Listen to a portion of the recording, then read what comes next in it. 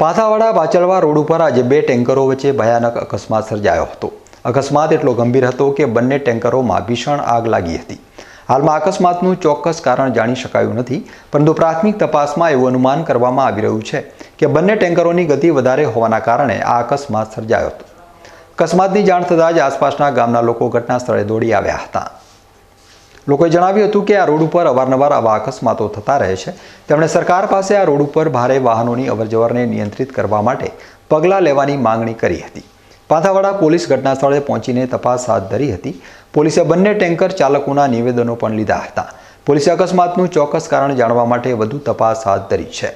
આ ઘટનાએ ફરી એકવાર માર્ગ સલામતીનો પ્રશ્ન ઊભો કર્યો છે. રાજ્ય સરકાર અને સ્થાનિક વહીવટીતંત્રએ આવા અકસ્માતોને રોકવા માટે તાત્કાલિક પગલાં લેવાની જરૂર છે. સ્થાનિક લોકોના અનુમાન મુજબ બંને ટેન્કરોમાં ખાદ્યતેલ ભરેલું હતું. અકસ્માત બાદ આગની ઘટના બનતા ઘટના સ્થળે લોકોના ટોળે ટોળા ઉમટી પડ્યા હતા.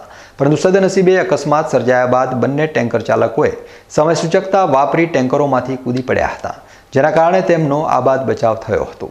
આ ઘટનાએ માર્ગ સલામતીના મહત્વ ઉપર ભાર મૂક્યો છે. સ્થાનિક લોકોએ સરકારને આ રોડ ઉપર ભારે વાહનોની અવરજવરને નિયંત્રિત કરવા માટે પગલાં લેવાની માંગ કરી છે, જેથી ભવિષ્યમાં આવા અકસ્માતોને ટાળી શકાય તેમ છે. ટેન્કરોમાં લાગેલી આગ એટલી ભીષણ હતી કે આગના લીધે ધુમાડા ડીસા શહેર સુધી જોવા મળ્યા હતા.